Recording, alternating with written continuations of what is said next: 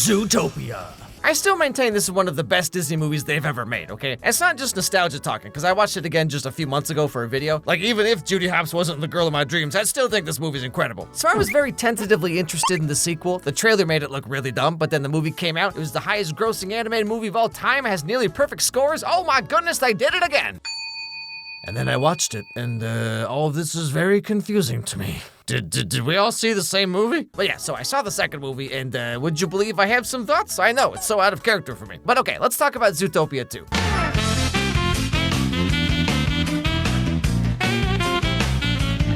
So, a lot has happened in Zootopia over the past 10 years, and by that I mean 1 week, which is apparently how long it's been since the first movie. There's a new mayor already, somehow. New mayor and former actor Brian Windancer hailed the two during celebrations for the 100th anniversary of the invention of Zootopia's weather walls. This is our Zootopia. Hey, that's Crunk from April's New Groove. You can't fool me. Nick is now a cop, as per the last movie, and he and Judy are partners in justice. But are they partners in life? Well, that's a good question, because the movie also clearly has no idea. Anyway, like me most days, crime in Zootopia never sleeps. There's always someone doing something, I tell you what. Now, today's bad guy is this customs inspector. I know you're eager to prove yourselves, but as rookies, you will observe only and watch the veteran teams show you how it... Chief, hi. If you're looking for Nick and Judy, they said they got it. Boy, you save the world and you end racism, and then they still put you on rookie duty, huh? Okay, so this actually brings us to one of my annoyances with this movie.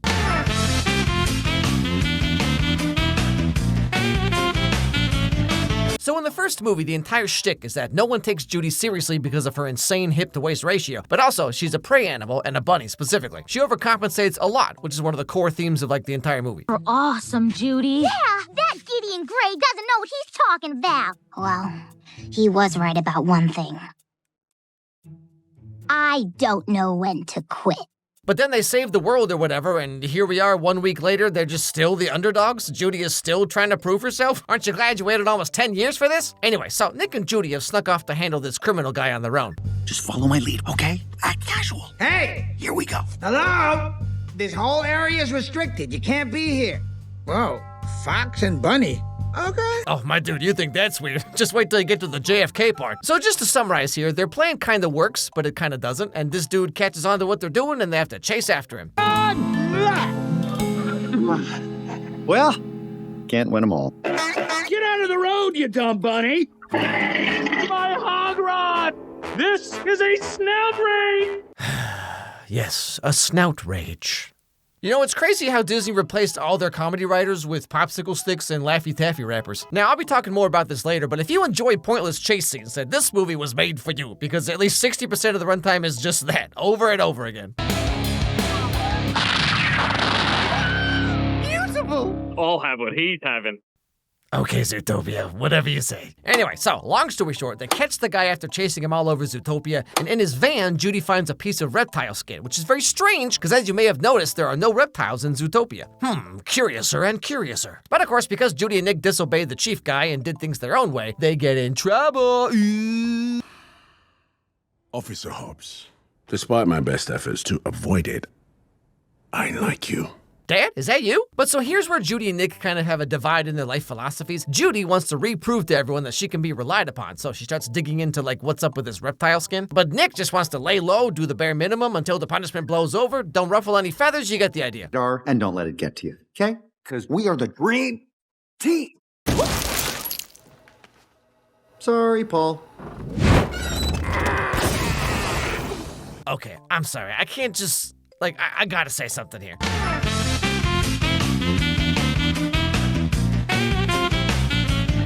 The jokes in this movie are so freaking stupid.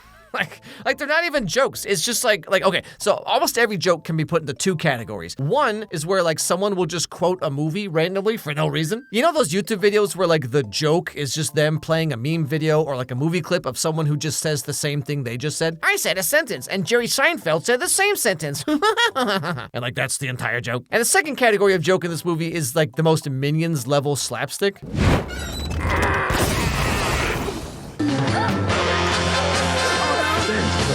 Now, of course, the first movie also has some slapstick, and it also has like a big Godfather reference, but the second movie just does all of this 5 times more than they should. Anyway, so Judy's feeling down on herself because she did a oopsie, and she's setting bunnies back 20 years. So she goes back to her sad little dorm and eats her sad little dinner and talks to her sad little parents. Small town hero raised on a farm. Big city crook raised on the street. Mom. Just remember the first rule of partnerships. You can be right, or you can be happy. That's true. There's nothing wrong with dying a little inside so you can meet in the middle. Okay, see, now that's a good joke. More of that, please. But alas, we were all deceived, for there were no other good jokes. So while she's eating her food and watching TV, Judy sees a news program about the 100th celebration of Zootopia and how they're gonna show off something called the Linksley Journal. Tonight, we put our differences aside and celebrate at the Zootennial Gala, where the Linksley Journal will be on display for the first time in a century, following an infamous reptile attack. The Linksley... Now, Judy realizes that the catering company for the gala is the same company that was smuggling reptiles. Oh, she's uncovered a conspiracy. Anyone could have left it like that. And you said snoop a little, not break and enter. Okay.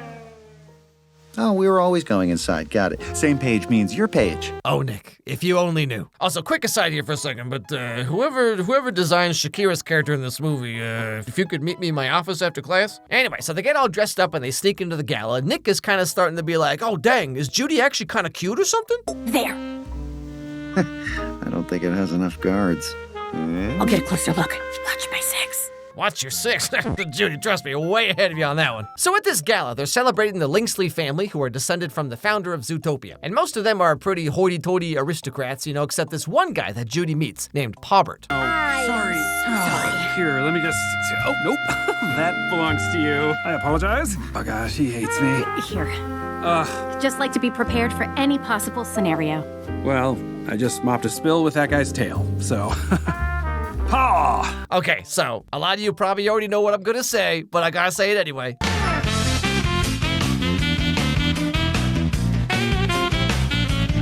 Now, I've brought this up before in several other videos, like Elio, Wish, Moana 2, where this problem becomes much more apparent when you go back and watch older Disney movies, like Tangled, Frozen, Zootopia 1 even. The characters just move so much. They never stop moving. Now, obviously, in this particular scene, the characters are nervous and they're fidgeting and all that, but this is pretty much just how everyone moves all the time. Zootopia 2 in particular is so egregious with this problem. The thing is, like, in a vacuum, well, I would still think it's too much, actually. But we now live in a world where K-pop Demon Hunters came out and is like the biggest thing of all time, right? And compared to Zootopia 2, K-pop Demon Hunters has like 1/10 the animation. Like in a good way, I mean. Modern Disney movies have just become like jingling keys for kids. Actually, no, it's not even jingling keys at this point, because like between how the characters move, having some dumb unrelated joke every 5 seconds, and then over half the movie is chase scene, explosion, car crash, bonk. It's like an hour and 40 minutes of Subway Surfers TikToks, you know what I'm saying? Like this movie is jingling keys, a slide whistle, and a bop it going at the same time. Bop it, flick it, pull it, spin it, twist it, beat bop, box bop, solo, pass it, one-on-one, yellow. Wow, this is literally the best movie ever. Even just like later on at the same gala part, like a snake does indeed appear and tries to steal the book. Go, go, go! I will remember you, zebra.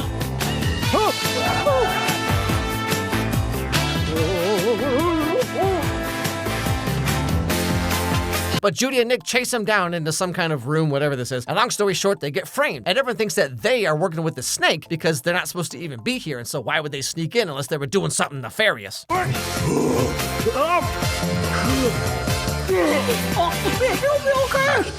Anti-venom! He can be saved with anti-venom! What did you do?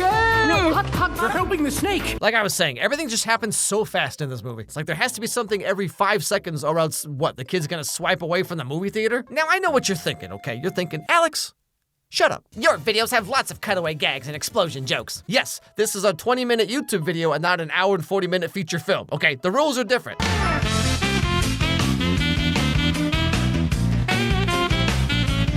So now Nick and Judy are on the run from the Fuzz. The snake guy got away, but Judy has the book still. They get picked up by our old pals at the Shrew Mafia, who are gonna help them disappear and start new lives or something like that. Well, I get more time to focus on what matters most. Being grandpapa to my little Judith. Kiss my ring! Kiss the stinking ring right now! Kiss it!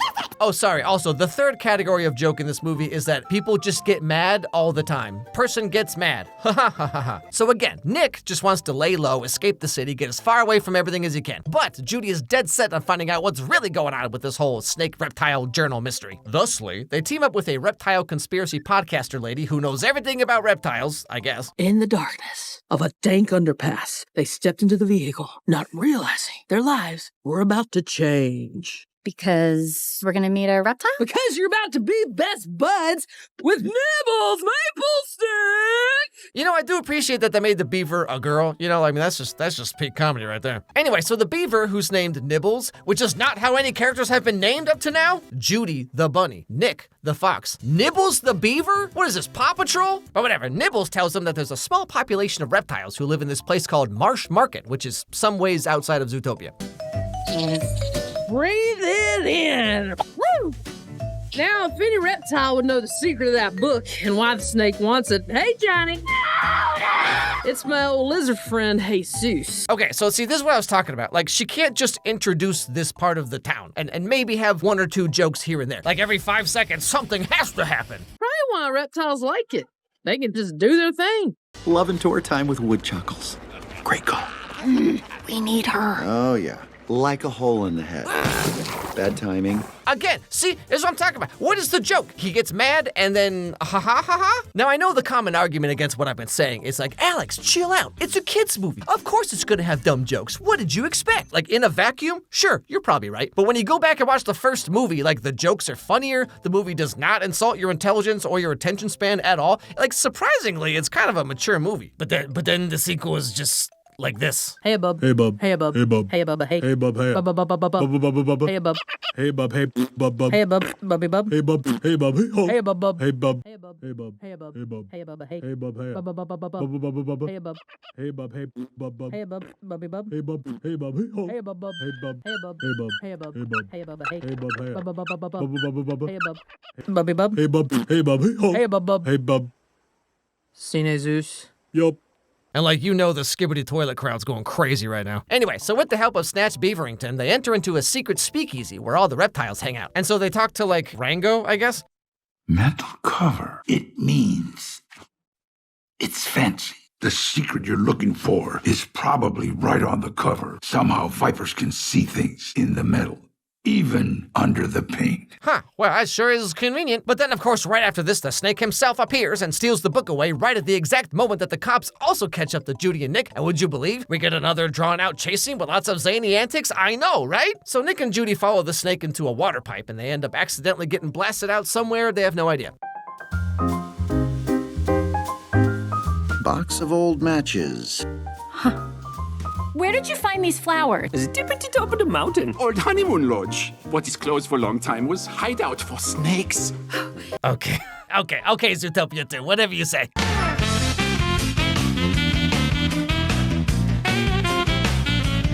When I said that the first movie is surprisingly mature, part of what I mean is that the plot is very logical in that, like, this happens, therefore this happens, which causes this to happen, and then that ties back into this thing. Like, for example, Judy sees Nick doing his popsicle scam, and then later on, she sees a picture of the otter holding a popsicle, and she puts it together that Nick might know something, and he does in fact know someone who knows something, and that leads them around town collecting clues that all tie back into each other. Zootopia 2, however, runs like on freaking Cocomelon logic. The snake's fanny pack just so happens to get caught on something that has a matchbox in it that just happens to be from a secret snake hideout that just happens to be located right where they accidentally shot out of the water pipe. Wow, isn't that something? Every plot point of the first movie felt earned. Like Judy and Nick were doing police detective work, you know? In this movie, everything important just falls in their lap for no reason. But hey, you made $1 trillion, so who cares?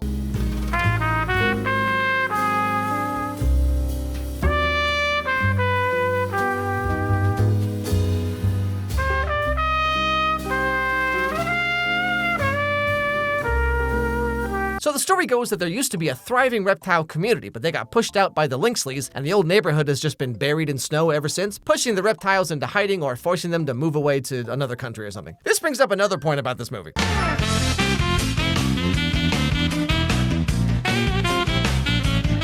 So the Lynxleys are described to us by the shrewd Godfather guy earlier in the movie like this. We've been framed by the lynxes. The lynxes are killers. And they have no honor. Territorial animals will do anything for more land. But like, this kind of flies in the face of the entire point of the first movie. Like, one of the first things in that movie is they tell us that animals have overcome and tossed away their instincts, and this is why now they get to do all the cool, fun grown-up stuff, like doing laundry again, even though you just did it 2 days ago. But over time, we evolve and move beyond our primitive, savage ways. And every young mammal has multitudinous opportunities. Yeah, I don't have to cower in a herd anymore. Or like the really pivotal scene when Judy sees that the fox kid grew up to be like a peaceful gardener, you know what I mean? But then the entire plot of the second movie hinges on this idea that lynxes are territorial animals by nature, and that's why they screwed over the reptiles. Isn't the entire point of this world that they don't live by instinct anymore? And it makes them such corny villains too, because like Bellwether's motivation was directly tied to the socioeconomic system of Zootopia itself. But then the lynxleys are doing this because that's just what lynxes do, I guess. Anyway, back to the movie. So Nick is kind of getting annoyed with Judy hyperfixating on this quest for reptile justice because they're being chased by the cops and the lynxleys, and he just wants to be off doing literally anything else. The world is what it is, Carrots, and sometimes being a hero, it just doesn't make a difference. I think maybe we are different. Well, hey, Judy, listen, I'm not different. We're not different at all, okay? We can make anything work, whatever you want. So they kind of have a falling out, but would you believe, as soon as there's any kind of slow emotional moment in the movie, the cops catch up with them and there's another chase scene, oh my goodness. But then crazy plot twist. Oh my gosh, I think I just took out a cop. Sorry, sir. Hubbard? Yeah, it's, we're the good guys. I told you she's helping. Wait, Bobber was the good guy the whole time? Oh boy, I can't wait to watch him constantly fidget for the rest of the movie. But anyway, so Nick gets caught and thrown in jail. Pobbert and Gary save Judy and take her on their motorcycle to Pobbert's secret hideout. No, that's actually vintage. Oh, and you could just not. Oh, no, please don't. No, wait, not that. Turn it off. Why are Disney movies like this now? I think I just don't have enough brain rot to understand the appeal of this. Okay, so this snake's name is Gary, and he's been plotting for years to steal the journal because he can read whatever's on the cover with his special Ka from Jungle Book superpowers. It wasn't his journal. That's the secret. Zootopia wasn't created by a mammal. It was created by a snake. Her original patent was safe. She hid it in her home. I'm sorry. How could Judy possibly know this? Like, this movie relies on our characters making the most incredibly absurd leaps of logic. Yes, Judy, I'm sure it all went down exactly how you just imagined right now. Now, speaking of Gary over here.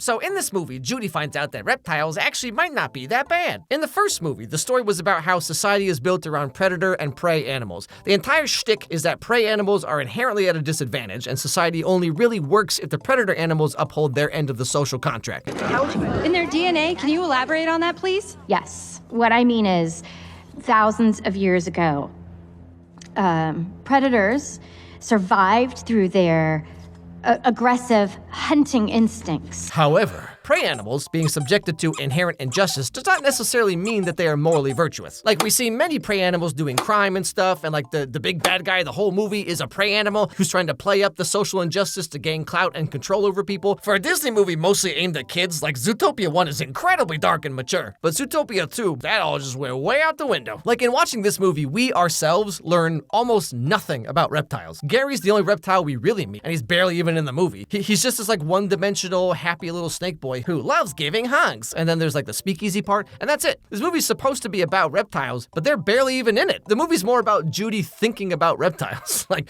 it's like she's an 8-year-old kid who's like, I like dinosaurs. Like, for example, if at the end of Act 1, Judy and Nick got separated, and then all of Act 2, Judy was with Gary, and so then she, along with us, the audience, gets to like spend time with him, learn about him and his family, and the reptiles, and all that kind of stuff. So then we become very invested in getting him his justice, you know what I mean? But the way the movie is now, like, it just tells us that we should care about reptiles.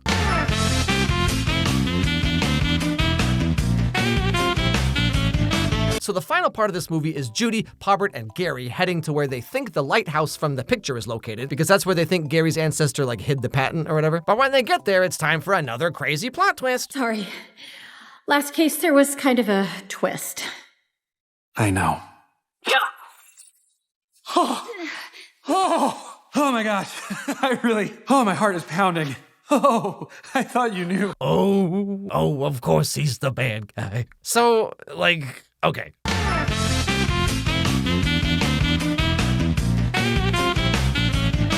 This villain twist is so pointlessly stupid. Like, am I supposed to care about this character who's barely been in the movie until now? The same with Gary, where it's like, they're very, very briefly introduced to us near the beginning of the movie, and then we basically never see them again until like the very end of Act 2. And then 15 minutes later, it's like, huzzah, I am the bad guy. Please. You can be different than your family. I don't want to be different. Like, my dude, I don't even know you. Now, if we compare this to the first movie, where Bellwether was a pretty constant character from the beginning, now she's important because she's also a prey animal, just like Judy, and she was one of the only people who seemed to, like, support her. But then, psych, it was her master plan the whole time. But, like, in this movie, it's like, we don't know anything about this guy. He has no real connection to Nick or Judy until literally right now, so... But anyway, the very end of the movie, Judy is poisoned with snake venom and Gary is thrown out into the snow, but they end up overcoming everything thanks to Nick, who breaks out of prison with the help of Nibbles, who is also there for some reason. And by that, I quite literally mean just for some reason. Point. How are you even here? Destiny. Plus an arrest. Wow, what a crazy coincidence. Over 90% Rotten Tomatoes, everybody. But all the same, they defeat Pawbert, they find the old reptile city, find the patent. Pawbert comes back again for 4 seconds, but then, bonk. That'll do, pig. That'll do. Please shut up. And so once again, racism has been cured forever. The snakes move into Zootopia and everything is fine like a week after they already cured racism. Incredible, these kids. Also, like a little bit before the ending, we finally get Nick and Judy to kind of be honest about their various feelings. I do try too hard because deep down I'm afraid that I am what everyone thinks I am, and I suppress my discomfort because I'm worried it makes me look weak and I want to be strong and I think I'm failing all the time. I have unresolved childhood trauma that I refuse to discuss because being vulnerable scares me. I make dangerous choices because I have an unhealthy bunny hero complex. And of course, it's all played off as a half joke because heaven forbid the movie slows down and has any semblance of maturity or weight to anything. Like in the first movie, the entire beginning of Act 3 is Judy hanging up her badge, she goes back home, like we see her hit her lowest point and then crawl back up when she goes to apologize to Nick. You can hate me, and that'll be fine, because I was a horrible friend, and I hurt you, and you can walk away knowing that you were right. But now in the second movie, it's like all character development is just played off as like a really quick joke. But all the same, that's about where it all wraps up.